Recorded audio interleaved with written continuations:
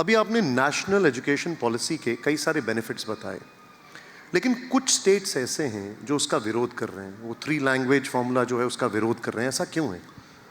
देखिए, कुछ स्टेट नहीं, 3 स्टेट पॉलिटिकल पर्पस से इस नीति के साथ सहमत नहीं हो रहे हैं। अगर मैं उन तीन राज्यों की अलग अलग में, एक राज्य है बंगाल। पश्चिम बंगाल ने भारत सरकार की वित्तीय अनुदान लेके गड़बड़ी किया। पीएम पोषण की अनुदान लेके उसी अकाउंट से वो अपने पार्टी वालों को रिलीफ दे दिए। ये सीएजी ऑडिट में सामने आई। जब भारत सरकार प्रश्न पूछे, उनके साथ उनकी नाराजगी बढ़ी। हमने कहा कि आपको भारत सरकार की आर्थिक अनुदान लेना है जो बंगाल की सामान्य वर्गों की विद्यार्थियों के लिए है, तो आपको व्यवस्था को स्वीकार करना पड़ेगा, कानून को मानना पड़ेगा। उन्होंने कहा हम आपके एनईपी को नहीं मानते हैं। तमिलनाडु एक बहाना बनाया कि हम 3 लैंग्वेज को विरोध करते हैं। मैं पिछले बार पार्लियामेंट की सदन पे इस विषय को उजागर किया, तथ्य को रखा। तमिलनाडु बोर्ड की स्कूल में ऑलरेडी 3 लैंग्वेज पढ़ाया जाता है। तमिल पढ़ाया जाता है, पढ़ाना चाहिए। उस राज्य की बच्चों को इंग्लिश पढ़ाया जाता है, कोई आपत्ति नहीं है। वहाँ तेलुगु भी पढ़ाया जाता है, उर्दू भी पढ़ाया जाता है, मलयालम भी पढ़ाया जाता है, कोई आपत्ति नहीं है। तो आप कहाँ, किस विषय में आप 3 लैंग्वेज को विरोध कर रहे हो? 60 दशक की आपकी हिंदी विरोधी प्लान को आप अभी उजागर करना चाहते हो। राष्ट्रीय शिक्षा नीति में कहीं नहीं कहा है कोई भी लैंग्वेज आपके ऊपर थोपा जाएगा।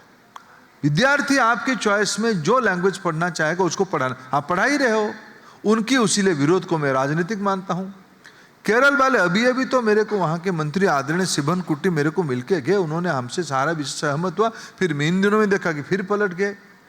ये आना पलटना ये उनकी राजनीतिक पैंतराबाजी है। लेकिन स्टालिन कहते हैं कि संस्कृत थोपने की कोशिश की जा रही है।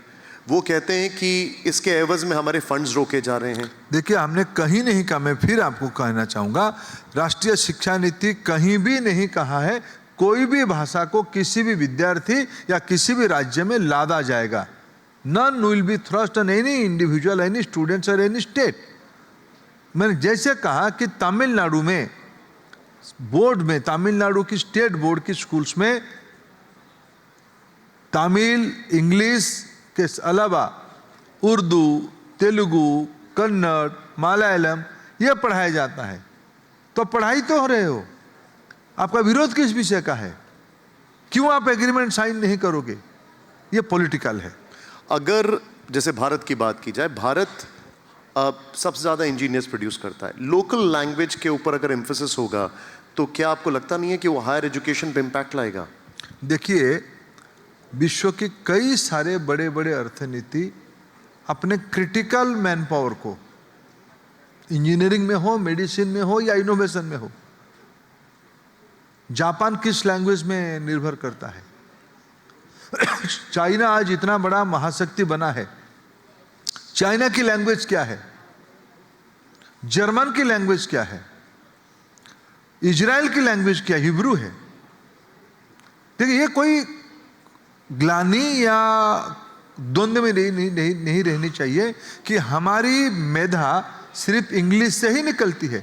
जिनको ग्लोबल ट्रेड में जाना है, ग्लोबल कम्युनिटी में जाना है, जिनको उस प्रकार के कामों में रहना है, उनको इंग्लिश पढ़ना ही चाहिए। हम इंग्लिश को पढ़ा भी रहे हैं। हम तो भारत में उनको पढ़ने का अवसर क्लास 1 से भी दे रहे हैं। लेकिन प्रारंभिक दिनों में मीडियम ऑफ इंस्ट्रक्शन मातृभाषा में होगी और अनेक राज्यों ने उसको करके दिखाया। अभी महाराष्ट्र में हमारे सामने ध्यान आई कि महाराष्ट्र स्टेट गवर्नमेंट ने एक इंजीनियरिंग कॉलेज ने अपने पूरा बच्चों को मराठी में इंजीनियरिंग पढ़ाई। मध्य प्रदेश में मेडिकल साइंस को, मेडिकल एजुकेशन को हिंदी में ही पढ़ाया जाता है। तो अपने अपने मातृभाषा में पढ़ाया जाएगा, व्यक्ति की स्पष्टता उतना ही बढ़ेगी। मैं उड़ीसा से आता हूं, मेरा मूल अंडरस्टैंडिंग उड़िया में बनता है, फिर मैं उसको हिंदी में कहता हूं, आवश्यकता के हिसाब से मैं उसको इंग्लिश में ही कहता हूं। यह वैज्ञानिक प्रक्रिया है, इसमें कोई राजनीतिक विद्वेष नहीं होनी चाहिए। एक अजीब सा इंसिडेंट होता है कि बच्चे एग्जाम देने जाते हैं और कुछ एग्जामिनेशन में पता लगता है कि पेपर लीक हो जाता है। नीट पेपर लीक मुद्दा काफी बड़ा एक नेशनल इशू, एक पॉलिटिकल इशू बना, इसके लिए सरकार क्या कर रही है? जो इस बार तो नहीं हुई है। देखिए, दुर्घटना घटती है, पिछले बार जो हुआ वो नहीं होनी चाहिए था, लेकिन इस बार इसको ध्यान में रखते हुए राधाकृष्णन कमेटी की जो भी रिकमेंडेशंस आया था उसको राइट लेटर एंड स्पिरिट में हम लोगों ने इम्प्लीमेंट किया है, इसलिए इस बार कोई गड़बड़ी का समस्या ध्यान में नहीं आया है। लेकिन एनटीए जो है उसकी विश्वसनीयता पर सवाल खड़े हो रहे हैं। ना, देखो, कोई इस प्रकार की एक धारा में हम नहीं कह सकते हैं कि किसी संगठन की विश्वसनीयता घट गई है। इस बार तो एनटीए ने अच्छा काम किया, लगभग 1 करोड़ से ज़्यादा विद्यार्थियों की सफलता के साथ सारे एंट्रेंस एग्जामिनेशन करवा ही दिया है। ये देश वन नेशन वन टैक्स देख चुका है, हम लोग बात कर रहे हैं वन नेशन वन इलेक्शन की भी आने वाले समय में। क्या ये सरकार one nation one student one exam और आपाराई जैसी जो प्रोबेबिलिटीज है उसके लिए तैयार है? नहीं, आप इसको कंफ्यूजन मत करिए। भारत की शिक्षा कॉन्करेंट लिस्ट में है। प्राथमिक शिक्षा की दायित्व, स्कूल शिक्षा की दायित्व राज्यों की है। राज्य जैसे ही चाहेंगे एग्जामिनेशन करना, मीडियम ऑफ इंस्ट्रक्शन करना, ये उनकी विषय है। भारत में अपार आईडी अलग बात है, राज्य अलग अलग, आधार आइडेंटिटी है, हेल्थ कार्ड बना है आभा के नाम पे। Student ID academic bank of credit के साथ जुड़ने के लिए दे have to have a account number, उसी को हमने अपार आईडी कहा है। व्यक्ति, हमारे आजकल एनईपी में क्रेडिट रेटिंग का भी व्यवस्था किया गया है, ये सारे को आप एक डिजी लॉकर में डिपॉजिट कर सकते हो।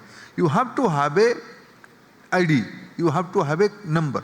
इसीलिए किसी भी राज्य का भी हो, किसी भी एज ग्रुप का हो, कोई भी श्रेणी का हो, वो क्लास 3 का, एज 3 का, बाल बाटिका का शिशु हो सकता है, बच्चे बालक हो सकता है, या एट द एज ऑफ 58 एक रिसर्च स्कॉलर हो सकता है, सभी की एक स्टूडेंट आईडी नंबर रहनी चाहिए।